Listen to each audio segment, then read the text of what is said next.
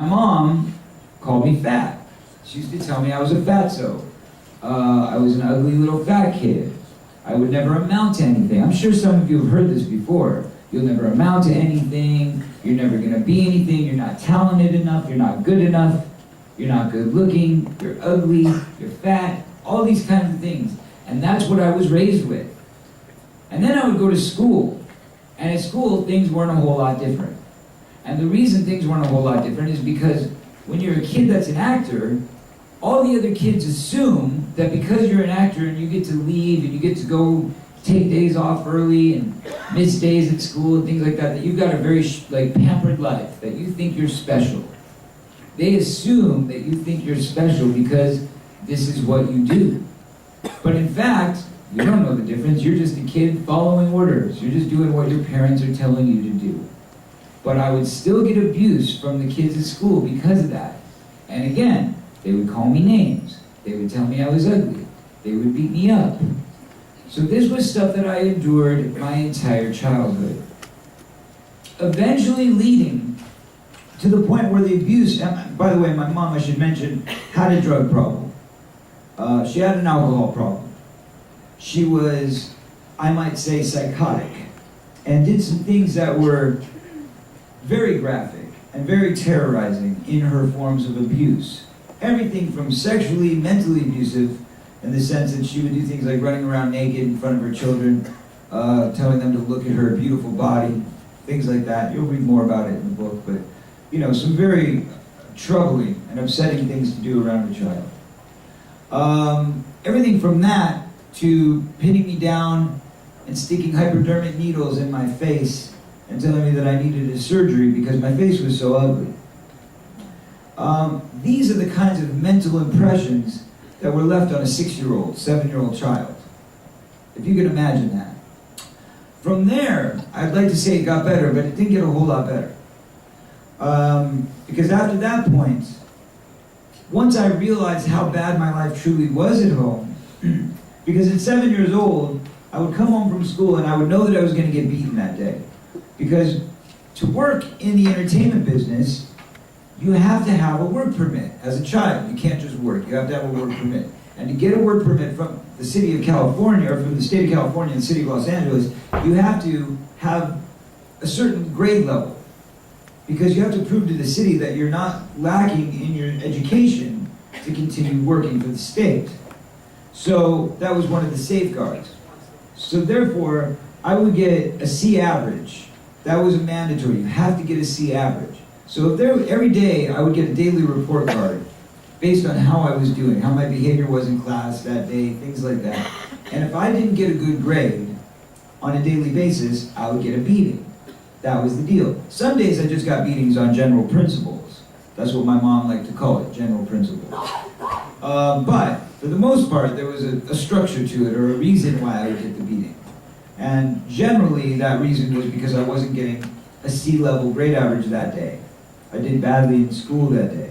And I remember walking home and thinking from some other voice, I would look down and see myself. I would remove myself as a third party, and I would look down and I would see myself and I would say, this isn't right. This is not right. Children should not be treated this way. Children should not have to worry about coming home and getting beaten because they may or may not be able to go to work today because of their grade average. That's not acceptable. That's not okay. But yet, even though I knew somewhere deep in my heart that that was the reality, there was nothing I could do about it. I was a victim. Now, 3 years later, it got so bad after my dad left that it got to the point that my mother literally threatened my life. Literally threatened my life. She said to me, and this was her idea of a joke, by the way, again I said mentally challenged, but her idea of a joke was that she said, I'm going to kill you on Saturday. On Saturday, you're not going to live anymore. When you wake up, I'm going to kill you. And she said this to me for 2 weeks. On this specific day, she gave me a specific date, and every day leading up to it, she would continue to harass me and tell me this. You're going to die on this day. You're going to die on this day. So I really believed I was going to die on that day. So that day, I woke up, and I wrote a note, and I bounced. And what I did was I wrote out kind of a goodbye letter to my mom, and I said, you know, I love you and I love the family, but I can't stick around if you're gonna kill me. So, gotta bounce, peace out, love you. And I left it under a door, and I hopped the fence in the backyard, and the fence ran to this kind of long grassy hill, and I went down the grassy hill, which then went through our neighbor's backyard, the one down below us, went through the neighbor's yard, down the street, and onto the main street, where I knew about a mile down the street was the Devonshire Police Department. So I ran my little butt to the police department, and I walked into that police department and I said, please help me. My parents are crazy. My dad is gone, and my mom is going to kill me.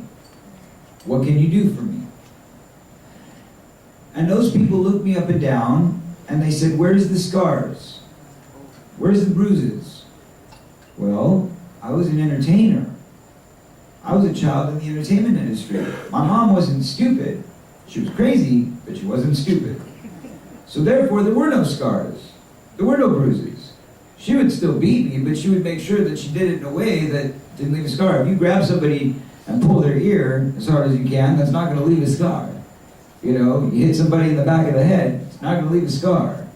You know, you torture a kid or tell them they're fat and ugly, it's not going to leave a scar. It leaves scars inside, but it's not going to leave any scars outside. And the point of the matter is, I begged and I pleaded, I cried to these police officers, and I said, please hear me. Please don't send me back to this witch. Whatever you do, don't send me back to her. And guess what? They called her up and they said, we've got your son here. He's telling us all these awful things about you. We don't want to believe they're true, but we would like you to come in for an interview. I said, oh God, don't have her come down to the station. Whatever you do, don't have her here. They said, well, is there anybody else you can call? I said, well, my father, but I don't know if I remember his number. So they said, well, okay. Can you think of the number? I tried to remember the number, but the only number that came to mind was my agent's number, because that's all I knew.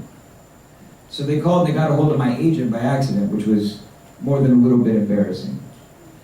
And when I got my agent on the phone, I said, I'm really sorry, I didn't mean to bother you. You don't need to know about this. And she said, what's going on? Are you in trouble? Did you do something? No, I didn't do anything. I just, please just let it go. Well, they eventually had no choice but to call my mom, apparently. My mom came down to the station, and she convinced them by saying, he's obviously, thank you, by saying he's obviously an actor, right? That's what he does. He's an actor, and he's a really good actor. There's a reason why he works all the time. And that reason is because he can convince anybody of anything. And you know what they did? They believed her. They believed her. They looked at me and they said, well, we can't find a scar on you. We can't find a black and blue mark. So your mom is obviously a sweet lady. She obviously cares very much about you. Well, guess what? The real actor in that family was her. And they turned me right back around and turned me back over to my mom. Now, at the end of the day, she didn't kill me. I'm still here. But, needless to say, I got a pretty severe beating that day. And that was standard protocol for us. That was part of the course. That was just the way it was in the 70s. The police had no insight into what really went on in abusive homes. Nowadays, I think we've made a lot of growth. And I think we've grown to the point now where maybe it's gone a little bit the other way. Maybe now we're a little bit too cautious. I know that my son was in school the other day, and he was playing with some friends, and they were joking with each other, and one of them said, oh, I'm going to kill you, and he said, oh, I'm going to kill you. And they were just playing like we did when we were kids, growing up, playing with other kids. But you know what? They called him into the office, and they called the police on him, because they said he was making a terrorist threat by telling another kid that he was going to kill him.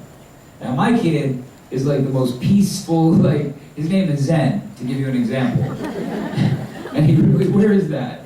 So, I mean, he's never sworn, he's never lied, he's never done a bad thing in his life. He's like the most innocent, sweet, pure soul I've ever met. So, the idea of him being a terrorist is kind of like, calling Ronald McDonald the hamburger. It doesn't fit. He's trying to sell hamburgers versus steal them. All right. But the point is that, I think we have had to go to the dramatic swinging pendulum. We had to go to the other side because it got so bad. And I had to explain this to him. I said, listen, I know you're not going to go and kill anyone. I know you would never even start a fight. But the reality is, these days, they don't just call names. These days, they don't just lock you in a bathroom and torture you. These days, they do bring guns to school. And they do kill other kids. That's unfortunately the reality of where we are today. So, obviously where I come from, it's a whole different world in the 70s and what I went through to where we are today. But that said, the abuse remains the same. And the feeling that we feel in our hearts and our souls, the emptiness inside, remains the same. And the one thing that stands true is that we here today are a group of people who have the ability and the chance to make a difference in those kids' lives. We don't have to be those officers who turn that kid around without listening and without making a difference. You people here today are making a difference. You are the people that are doing something about it. You are the people that are taking that little kid seriously and listening to what they have to say and making an improvement and a change in their lives. And I applaud you for that. I wish you people were there when I was a kid, and I wish we had the understanding that we have today when I was a kid.